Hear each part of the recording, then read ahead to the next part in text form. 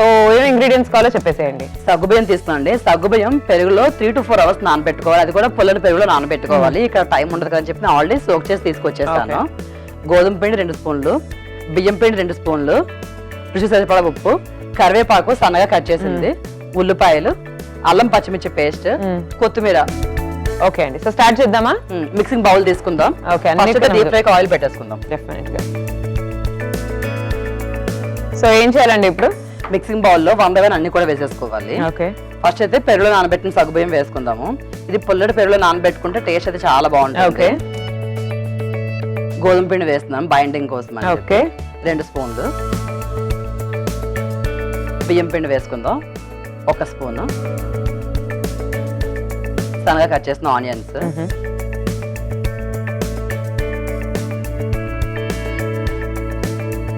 సన్నగా తరిగిన కరివేపాకు, ఓకే, అల్లం పచ్చిమిర్చి పేస్ట్.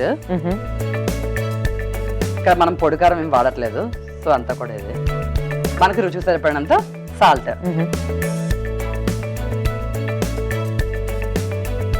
ఇదంతా కూడా మనం మిక్స్ చేసేసుకుందాము.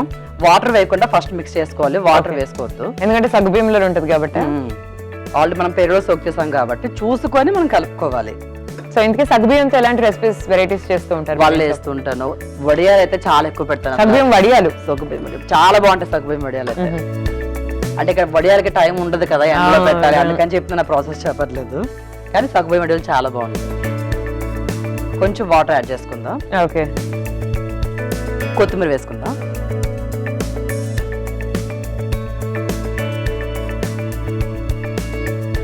వాటర్ కొంచెంగా పోసుకోవాలి, ఒకటేసారి పోసుకోవద్దు.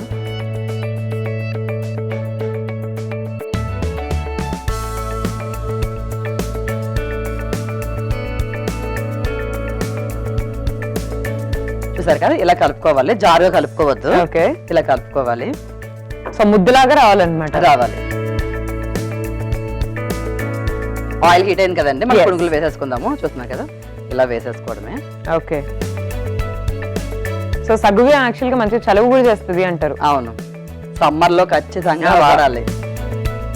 సగ్గుబియ్యం పాయసం కూడా అండి చాలా. సగ్గుబియ్యం పాయసం.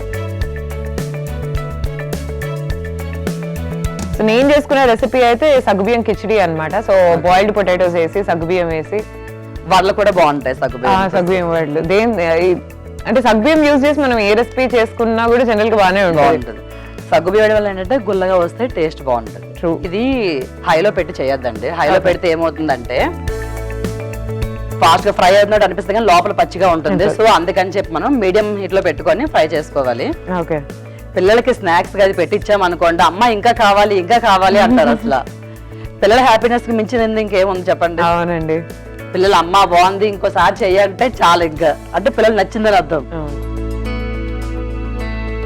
చాలా అంటే చాలా సింపుల్ గా జస్ట్ ఏంటంటే సగ్గుబియ్యం నానబెట్టుకుంటే మాత్రం విత్ ఇన్ 5 minutes లో అయిపోతుంది ఇది. సో ఇది కొంచెం వేగాలన్నమాట. అవును, సో వెయిట్ చేద్దాం.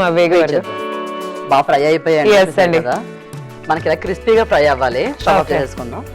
క్రిస్పీగా ఫ్రై అయితే చూసారా గలగలని సౌండ్ వస్తుంది కదా, మనం టిష్యూ వేసిన ప్లేట్లో తీసేసుకుందాం. పిల్లలకి ఏంటంటే క్రిస్పీగా ఉంటే చాలా ఇష్టం. అసలు మా పిల్లలకి అయితే క్రిస్పీగా అంటే చాలా ఇష్టం. మనకి ఇంకా ఇంట్రెస్ట్ ఉంది అంటే కచప్ వేసుకొని తినచ్చు, లేదంటే కూడా ఇలా కూడా తినవచ్చు. ఎందుకంటే మనం అల్లం పచ్చిమిర్చి చేసాం కదా, ఆ స్పైస్ అనేది సరిపోతుంది. మనం సర్వింగ్ ప్లేట్లో తీసుకుందాం. ఓకే,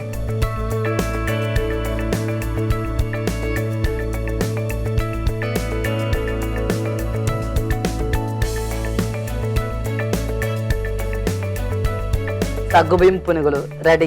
టేస్ట్ చూసి చెప్పండి ఎలా ఉన్నాయో. తప్పకుండా అండి. సో చూస్తున్నారు కదండి, వేడివేడిగా క్రిస్పీగా సగ్గుబియ్యం పునుగులు కనిపిస్తున్నాయి. ఎలా ఉన్నాయో టేస్ట్ చేసి చెప్పేస్తాను. ఇలా మీరు ఒకసారి తయారీ విధానాన్ని చూసేయండి. సగ్గుబియ్యం పునుగులు తయారీ విధానానికి కావలసిన పదార్థాలు: సగ్గుబియ్యం, గోధుమ పిండి, బియ్యం పిండి, ఉప్పు, కరివేపాకు, కొత్తిమీర, ఉల్లిపాయ ముక్కలు, అల్లం పచ్చిమిర్చి పేస్ట్.